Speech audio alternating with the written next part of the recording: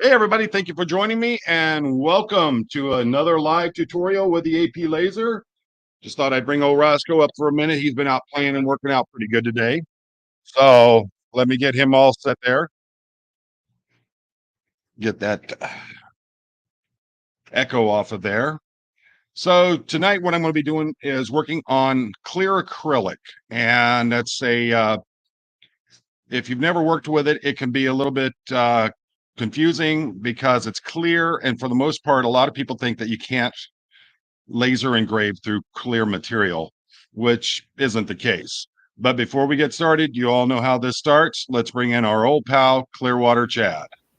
Thanks Hey, a lot, Chad. Poe. Hey, Poe. We'll get right to work since we got a lot of work to do tonight. Temperature in Clearwater floor is 80 degrees. Precip is 0. Roscoe advises from the Skycam that the wind is at 2. And the humidity is at I told you 80%. saw that helicopter. Back to you, Poe. All right. All right. So a while back, buddy of mine and one of the subscribers here to the channel, Colonel Brock, had sent me a Mike Render bobblehead, and he also had Marilyn do up the Xenu outfit for it, which you've seen on my other live streams. And I thought, I got to do something to, you know, pay back for what he's done. It was really nice of him, and it was something that I really appreciated. So I felt that, finding out something that he's really into, something that he really enjoys, and work on that, turn it into something with the AP laser. I was originally thinking about doing a sign, and then something fell into my lap. I had an opportunity to buy some product and start getting things set up with it. So I figured the first one that I'm going to put out there is for Colonel Brock. And so let's get started on what we're doing here. Um, if you'll take a look, I've got the laser is all set up there. I'm ready to go. And we'll be getting to that in just a moment here. And so we're going to be working through the RD Works today. And what I've done is I've taken an image that is of Brock's favorite celebrity, and that would be Hunter S. Thompson. Wow. Let's get it a little bit bigger in the screen there. So what I had to do was I took an image of a photograph of Hunter Thompson. I put it through a online program that's free called Imager. And Imager is set to help you set up for doing work with lasers. You have to go through certain processes, but it's actually very easy to use. You just have to deal with ads. But for a free program that does such a nice job, why not? And so I know that Hunter Thompson had a logo, which was the dagger with the raised fist, and it says Gonzo on it. Now, when you're going to be doing something on acrylic like this, you want to make it a reverse or an inverted image so that it prints out a little bit differently with the laser. And what I'm going to do here is I'm going to show you what I do for my setup on it. And what we have is I have what is called a perimeter library. And when I go through and I'm working with different materials, I save in the settings for those materials, which allows me to come back to them without having to basically hunt and peck back through them again and find my way back through it. And folks, this burn tonight, this engraving tonight is going to be a little bit longer than the last one, simply because of the size of it. So uh, if you got any questions, make sure that you get them in there. And when it's doing the actual laser engraving is when I'll be going through the questions and comments. So I go in there and I'm going to click on the acrylic setting. Then I'm going to go down and I'm going to click load, and it loads it in for me. And let's see here. Layer, scan, good. All right. So the speed I'm going to be using is 30 inches per second. And I'm only going to be making one pass with it for doing the engraving.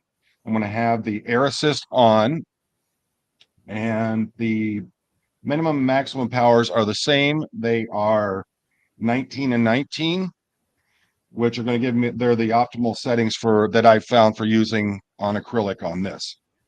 So once we've got it all set in there, what I want to do is I want to make sure that the image is centered out where I want it. And I like to start from the top left-hand corner of everything. And I'm going to come on over here. I've got everything the way I want it. I'm going to click the download. Give me 1 second here.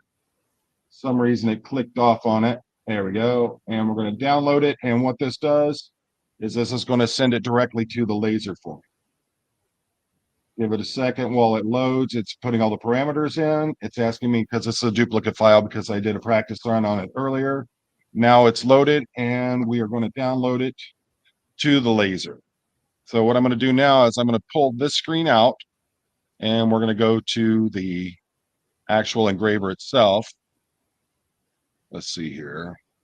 All right, Chad, I'm going to pull you out. I'm going to minimize myself here. Let's see. That's a little better.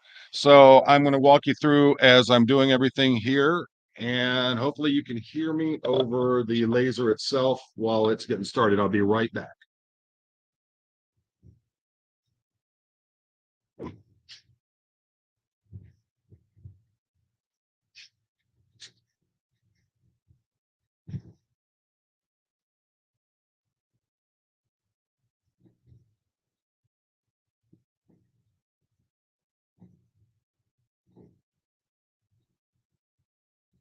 Okay, so the first thing I'm going to do is I've already set out a perimeter for where I want to put the acrylic piece in there. And what I'm going to do is I'm going to frame it, make sure everything's going to stay in there the way I want it.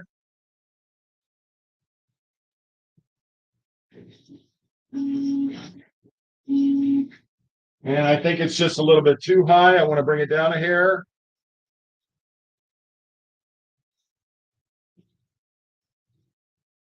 Frame it again. All right, everything's set in there. We'll close the lid on the laser and we will get started.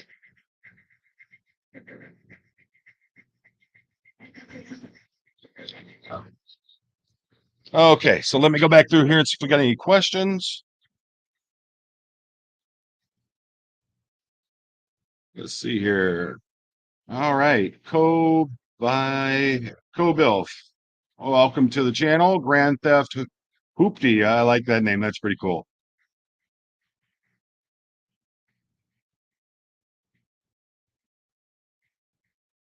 Well, let's see here. I'm looking back through all these comments and everything. Good to see everybody here tonight. Thank you for joining me. Let's see. Okay, from J-Day. Someone just type quickly what Poe said for the last minute. Okay. All right, let's get down here. All right, looks like no real questions. Now, the thing is with acrylic, you have to check out and see what kind of acrylic you have. Hopefully, it will tell you what it is. And the thing is that with this one, it doesn't say if it's cast or if it's extruded acrylic. Both of them have different properties, even though they are acrylic. Oh, let's see, Terry. Yeah, I guess it could look a little bit like Disney ears in there. Um, both of them have different properties. The cast acrylic will have a better engraving surface to it, whereas the extruded, for the most part, what I found is the extruded acrylic will normally cut easier, whereas the cast acrylic will leave a dark ring around the burn lines. Lily Rose, don't know anything about lasers. Well, what it is it's high powered electricity that is basically creating a light source, and that light source is bounced off of in a CO2 laser. They go through a tube that is filled with CO2 and other gases. When the electricity connects, it will send a light source through that tube, and they bounce it off of mirrors, which go directly to the laser head there and the focusing lens that it has. On a diode laser, it's inside of the laser head itself. There's no tubes or anything like that. Generally, diode lasers aren't as strong as CO2 lasers. This is a 100-watt laser. So let's see. Goldie, did you make it in? Good evening, Goldie. But as you see how quickly this actually does the work. Has anybody seen Colonel Brock in yet? So, um, they can, hey Gary, what's going on? The laser itself is able to transfer this image very quickly, and what it's doing is the laser beam itself is actually melting small batches of the surface of the acrylic, creating that frosty look to it. And it, when you're working with acrylic, it works really nice. Let's see.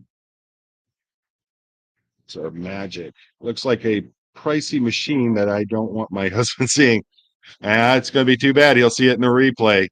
The thing is that you can go like I did when I first started with lasers. I got the cheapest diode laser I could on the market. And the problem with it is that the diode laser literally couldn't do anything. It barely burnt um, a popsicle stick. It barely did an image on there. And I needed something that was better. And I had been looking around, and one of the big problems I have are some of these laser companies out there, they build these communities around it. And when you import imagery or work that you're doing with your laser, the problem is that the community, the laser company itself owns that imagery or the work that you're doing. Something that's nice with the AP laser is they don't work on that level. So it's a for me, I think it's a much better thing, because if I'm doing work or I'm doing a one-off that I want to do for a friend or something like that, it's not going up to the cloud. Now, most of the stuff that I'll do with the AP laser, I'll put it up there either on my Facebook or something like that. It's not they're not a huge difficult file. And you see how quickly that actually went. So I'm going to go ahead and remove that from the laser and bring it on up here and show you guys the final product of what I'm doing with it.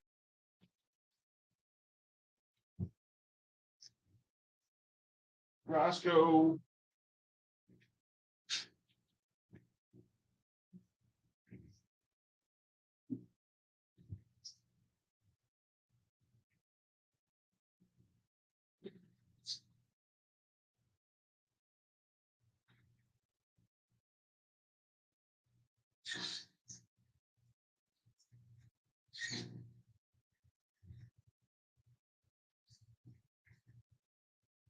All righty. So with anything that you're going to do with a laser, there's going to be residue, soot, those kinds of things that you're going to have to deal with it. Hold on a second. Okay, I'm back. Gotta love this. I've never done it before. Now the laptop and my computer, for some reason, are going to sleep during these live streams.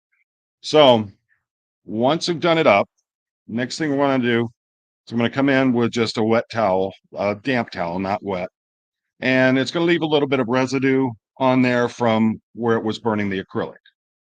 So, and if I can get this off of here, there is a clear film that they put on these. They put them on both sides. So you're going to remove it from one side when you're doing the initial burn, and then you just remove the rest of it when you're done.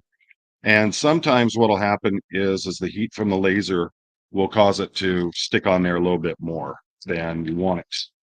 But once it's done, you have your image. And if you give me a second here, the other day, someone got in touch with me about these little pucks that you can buy. And they're actually quite inexpensive.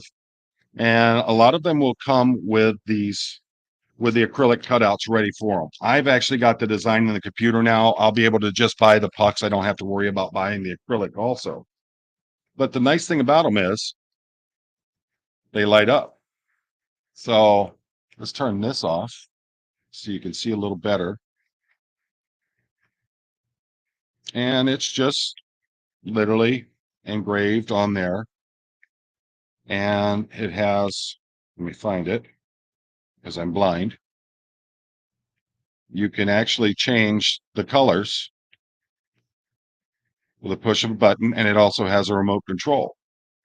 So, and I think that turned out pretty nice. And that is what I'm doing for Colonel Brock. And as you can see, I took a photograph of Hunter Thompson, put it into the programming, and it actually turned it into a grayscale image, allowing me to engrave it. So it still holds a lot of the properties of a engraved image of the actual photograph.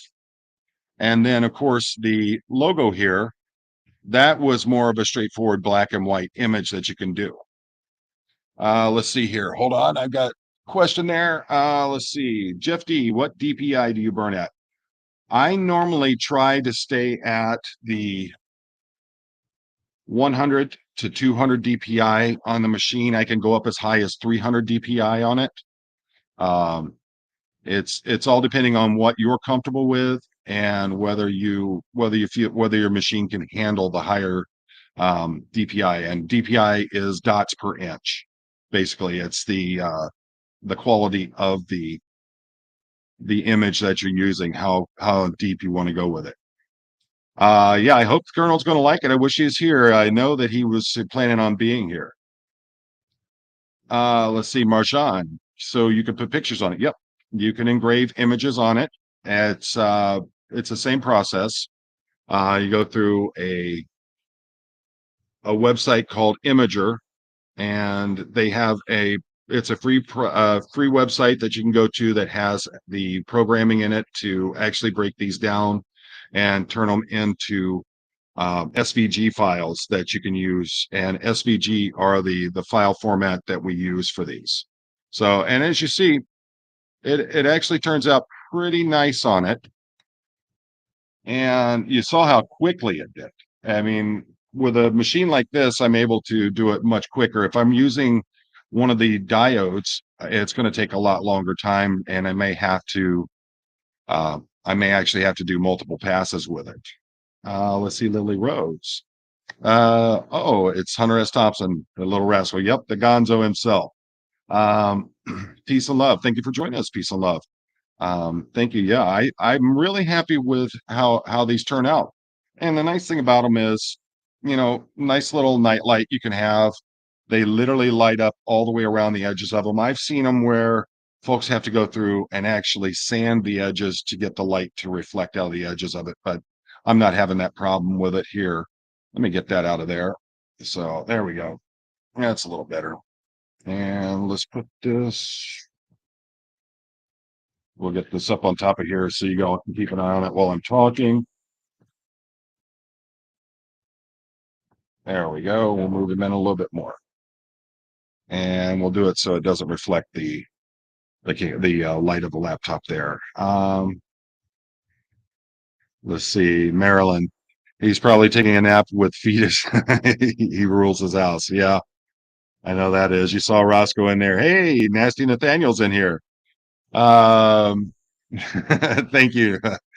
Thank you, brother. And if you guys haven't seen already, Nathaniel's going to be joining me on the 28th, and we're going to be holding a master class or a beginner's class for First Amendment auditing.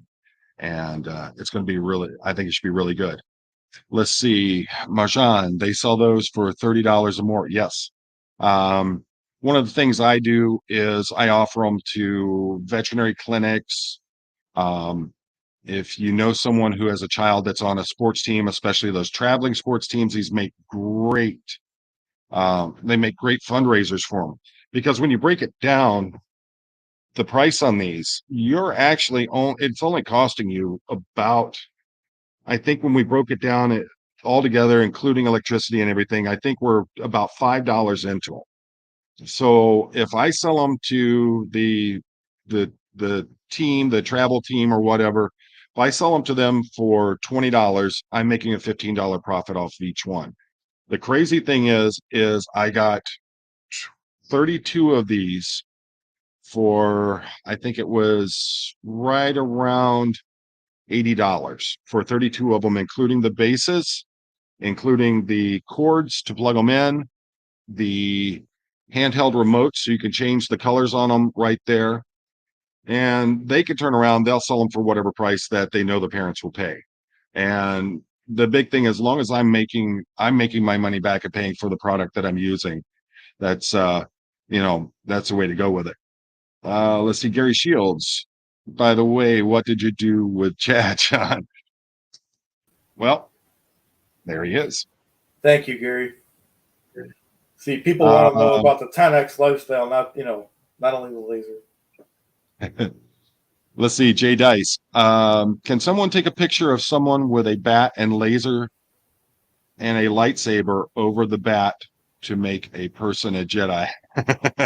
Well, we can actually I can go into the art programs that I have, and we can actually piece those in so that it looks like you have a cross bat and lightsaber. And, I mean, we can actually go in and find an image of um, we can actually go in and find an image of a Jedi and put their image into the opening of the Jedi's hood or however, and make them look like they are a Jedi. Gary says, hi, Chad. Thanks. Hi, Gary. Let's see, Jay Dice, cool way to get some cash. These actually are really good money makers. Um, the thing is that when I do the materials that I buy, I try to buy in bulk. And you know me, I like reuse, resource, recycle. So if I can find an old pallet, and which right down the street from me, there's a place that literally sits out 20 to 30 pallets a week. I can go there, I can get the pallets, take those apart, piece them back together, glue them together, whatever, and I can actually do the laser engraving on them. And there's millions of different things that you can do. And that's free supplies that I'm using on the AP laser. And it works great on them. You just have to learn your settings on what works best for what settings work best for wood, what kind of wood that you're using, those kinds of things. And It's laser to true. fight the bad guys, huh? This I tell you what, you put your hand up underneath there, you're going to be missing some fingers. That's for sure. This is a powerful laser. Nice thing about it is the way that they have these set up. They have so many safety stops on them. If I open the lid, it'll automatically stop what it's doing, and it won't allow the laser to fire. There's like dead man switches, those kinds of things that have to be activated before the laser can actually be up and running. And the nice thing about it is it has a great filtration system on it. That's working with that acrylic is some stinky stuff. And then today I did some work with some leather. I engraved some leather patches and cut them out. And let me tell you, leather is some stank material to work with. But now I have someone that has a business that they're interested in getting leather patches made for their employees' uniforms. So I'll be making up probably 30 laser engraved patches for them. And these came out of just playing around with it. This was my first run. This was on suede leather, and this one's on a tanned vegetable tanned leather. I'm looking at another one that I can do it with. And there's different ways once you finally stain them and season the leather after you're done with them that make them look a little bit different. But that's the thing is that the laser can actually do so many different things. Um, Now Thursday, I'm going to be doing an unboxing of the tattoo kit that I bought. I bought the cheapest tattoo kit on Amazon that they had for the new rotary style tattoo guns. We're going to see how that works. Next week, when I come back, I'm going to be doing some more work with the laser. We're going to do some multiple layer signs on the first one. And then on the Thursday night, I'm looking to do in-depth 3D engraving with it, where you can actually take an image and the laser will actually burn it in and create a 3D impression. So you don't have to use a CNC machine to be able to do that. And that's the nice thing about it is that with a machine like this, you can actually burn deep into thicker woods and come out with an actual 3D image that you would only be able to get through actually chiseling or going to a CNC machine. So has anybody else got any questions on this? And I showed you my settings earlier I'll pull them back up. If you're going to be engraving on acrylic, if you're using the AP laser, what you're going to do is I'm running, and this is the AP Laser SN4024. It's 40 by 24 inch workspace that I can work with here. I set the speed at 30 inches per second. I only did one pass with it, and I set my power settings at 19% on the laser.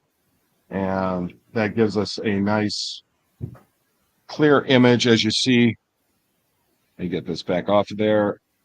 As you saw, the image burns in real nice and clear on there, especially with it being a photograph.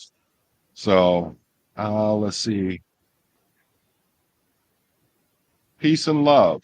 Does a laser work on glass? If yes, suggestion laser replacement of lines on the measuring cups when the originals wear off. Yeah, that's there's some things I'm working on. As a matter of fact, I'm going to show a couple of different kinds of glass. Going to be using the has a rotary tool that comes with it that turns tumblers, things like that. Plate glass, and then we can also work with the with something like a measuring cup, and I'll show the different ways how you set it up so that it handles that without any real problems. So if no one else has any more questions for me on this, Chad, what do you think, sir? That's impressive. Chad's still in the Stone Age with his crayons, and Poe's running around with the laser. So I got to get with the tech over here. You know what I mean? Well, I mean, you're working on LRH tech, so it's a little bit different than the other tech that's out there, but True. hopefully, rest of my cool shirt. All right. So basically, let me move this out of the way. Okay, so this is one of my shirts from when I was chief of police.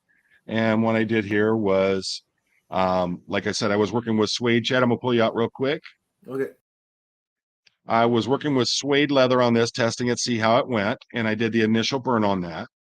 And then with the AP laser patch here, that is actually vegetable tanned leather, and literally both of them took less than a minute to do. Let's see here. Let me put some music on. No. Um, what kind of computer do I use? Well, the laptop I'm using here that I'm doing the broadcast through is an Asus laptop. The laptop that I use that came with the AP laser is a Lenovo, and it's a beast of a laptop. It's really nice. I'm really impressed with that laptop. Um, let's see here. But So Chad I'm Chad going through, uses make a sure I'm not missing it. Chad uses a Commodore, just so you guys know. You using the Commodore? Yep. Well, I've talked about it before. My very first computer was an Atari 800 Wow. back in the day when you had to use cassettes to record all the data that you were doing. All right. Irma, is the laser an offshoot of directed energy weapons DEWs that causes Havana syndrome? You know, that would need to be Wikipedia on that. Or Googled. I don't know the actual origins of how lasers came about. I've looked it up, but I've forgotten it over time. I'm finding my memory doesn't work the best in the world. I don't know if the cart came before the horse or the horse came before the cart, whether or not the finding out how lasers work originally, whether they were used for weaponization or what they were done. But, anything that has any power, of course, people are going to try to use them for weaponizing as it is. I mean, they can't leave things alone as it is. They have to always do something else with them. So, yeah, I don't like the fact that they weaponize things like that. Let's see. All right, Marjan. So you have to use the computer that it comes with, or you can use it with any computer that has. There are two programs that I use for it. I use the one I was using today is the RD Works. Now on my RD Works is a little bit less user friendly than Lightburn. Lightburn is the second program I'll be using on some of my upcoming. Roscoe's barking at something. It's the I use them both back and forth, and I do that because I want to show that folks can actually use either or. But you can actually download your files onto a flash drive and put the flash drive into the laser and go off of that. There's a screen on the front on the laser, and I'll show that in one of the upcoming videos, that you can actually walk yourself through the touch screen on it as to what you're doing with your files and everything. You don't have to have a computer hooked up to it, but you have to have some kind of program that's going to be doing the mapping information for the laser. You can't just put a picture into the laser and the laser go off with it. The laser is basically the same thing as a CNC. It's a computer navigated cutting, or computer. Basically, what it is the computer tells the laser where it's supposed to go. It has an arm that moves forward and backward, and you have what are called the XY movements in it. The XY movements are forward and backward, left and right. And so the program itself tells the laser it needs to move this far in X position, this far in Y position. It needs to fire the laser at this point. And basically what you saw with the laser is it literally does it row by row by row by row on it. Let's see, Marjan, do I like Apple? No, not an Apple fan. I know that pretty much all the companies out there nowadays steal your information. My problem is that Apple doesn't they have the right to repair. They have fought that very, very, very strongly. My problem with that is if I buy something that's mine, I should be able to work on it if I want to. We're seeing that a lot with farmers are running into that, where they're buying these $500,000 tractors and they can't even change the oil in their tractor. They got to go down and pay a couple grand to get the oil changed in the tractor. If they don't, then they're violating the purchase agreement for that tractor. So that's one of the problems. That's one of my big problems with Apple. I know Apple has some fantastic products, and especially when you're doing editing, live streaming, and things like that, they have some great stuff. But there are companies out there now that are coming up, and they're coming on par with Apple. Uh, let's see. Light amplification stimulated emission radiation laser. Is that what that's what laser stands for? The acronym of that? Um, I'll take his word for like it. I said, it's been so long since I read all this stuff up, get myself all set with it and everything, and then I start getting into working with the programs, working with the artwork and all that, and a lot of that slips me. Plus, I'm going to be 55 in November, so memory isn't as great as it used to be. Uh, you know, if you'd seen me 3, 4 years ago, yeah, I probably could have recited that forward and backward, but nowadays it just ain't happening. Um, so if we have any more questions, go ahead and shoot them up there. And Jay Dice, thank you. I'm not done with the shirt yet. I got a little bit more to go. But if we have no more questions, we'll go ahead and start getting ready to head on out of here. Let's see here. Daniel Sander, you'll own nothing and you'll be happy. Klaus Schwab. Exactly. I have a real problem with that. The right to repair got overturned for farm equipment in Colorado. Yeah, state by state. New York State didn't overturn it. Wow. That's the problem. And it's not just the farm equipment. You have the cell phones, the laptops, things like that. You could live somewhere like here in Michigan where we have very, very heavy humidity, and that could cause the moisture fault to go off on a laptop. You take it in and it voids a warranty for a lot of laptops. So, that's where right to repair is very important. And there's a Rosserman, I believe his name is. He was originally out of New York City. Now he's living in Texas. And that's what he does, is he repairs Apple products. And if you look up his videos, there's some really great stuff on there. Thank you, Mary Jean. So, all right, folks. Well, thank you very much for joining me. I really appreciate it. As always, let's see here. We got another one. Let's see. Yep. It was about the right to repair. As always, I appreciate each and every one of you. Chad, as always, thank you for joining me on these live streams. Thank you for having me, If you got any questions, email them to me. If Jay Dice or Goldie, if Goldie's in there, can throw my email out there, poondago@gmail.com. Shoot me any Marjan. Yeah, the farm equipment repair is horribly expensive. And That's why most farmers do it themselves. So, all right. So thank you very much, folks. And we will see you Thursday when I do the unboxing and the review of the Amazon's cheapest rotary tattoo gun. No, I'm not tattooing myself. Thank you, Jay Dice, for putting the address up there. All right, everybody. Thank you very much. I appreciate you all. Stay safe, and as always, make it count.